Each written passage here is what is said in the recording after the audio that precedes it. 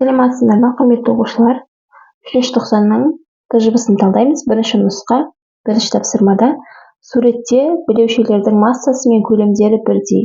Үстел үстінде білеушілер қай жағдайда ең аз қысым түсіреді дейді.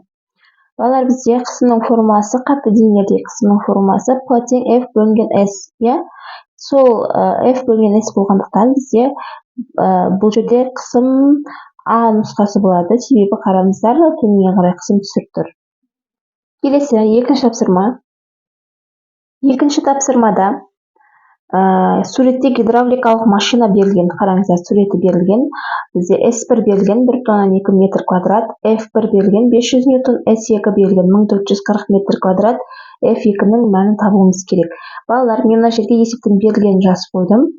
А, В деген жерге есептің мәндерін жазамыз. Есептің берілгенін жаздым. S1 1,2 метр квадрат, S2 1440 метр квадрат, F1 бізде 500 ньютон. Табуымыз керек біз F2-ні, сосын F2-ның F1-ге қатынасын, В вариантында.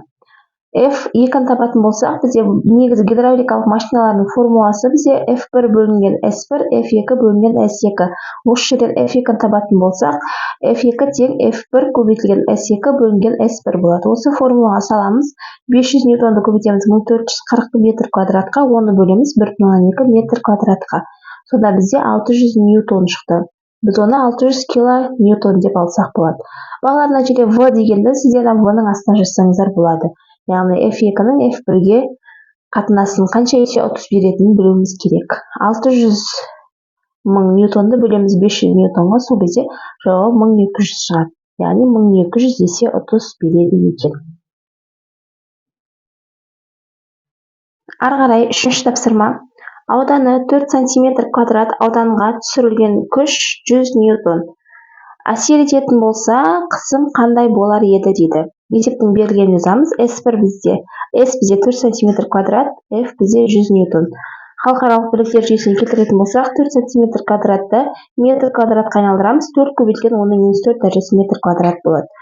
Біздің формуламыз қатты денелердегі қысымның формуласы P тең F бөлінген S деген формулаға саламыз. Яғни 100 ньютонды бөлеміз 4 көбейтілген 10⁻⁴ дәрежесі метр квадратқа.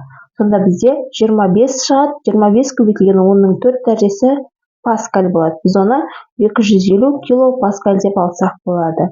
Жауабы яғни 250 кило паскаль. Ары қарай төртінші тапсырма. Егер де ыдыстарға құйылған су бағанасының биіктігі 20 см деп есептесек, онда ыдыстың түбіне судың түсіретін қысымын есептеңіз. Судың тығыздығы берілген 1000 кг бөлінген метр куб, яғни сосын G 10 ньютон бөлінген килограмм берілген. Есептің берілгенін жазайық. H бізде биіктігіміз 20 см, 1000 кг бөлінген метр куб сұйықтардағы және судың тығыздығы G 10 ньютон бөлінген килограмм. Табуымыз керек қысымды. Ең алдымен 20 см-ді біз халықаралық бірліктер жүйесіне келтіріп аламыз, яғни 0,2 метр болады.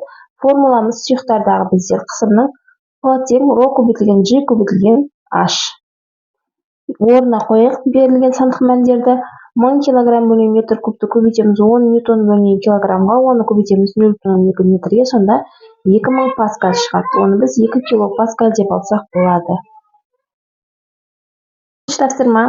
Табандары бірдей 3 контейнер бірдей деңгейде бірдей сұйықпен толтырылған. Дұрыс тұжырымдаманы таңдаңыз дейді. Міне балалар, 3 контейнер берілген бізде. Мына жерден дұрыс тұжырымдаманы табуымыз керек. P тең ρGH сұйықтардағы қысым. Қараңыздар, балалар, Ада бізде контейнер түбіне түсірілген қысым мәні сұйық бағанының биіктігіне, сұйық тығыздығына тәуелді емес болғандықтан барлық ыдыстарда әртүрлі болады деп тұр. Бізде қараңыздар, P бұл жерде тығыздығына да, биіктігіне де тәуелді. Формулада ρGH болып тұр. Сондықтан бізде дұрыс жауабымыз екінші жауап болады. Яғни контейнер түбіне түсірілген қысым мәні биіктігіне, сұйық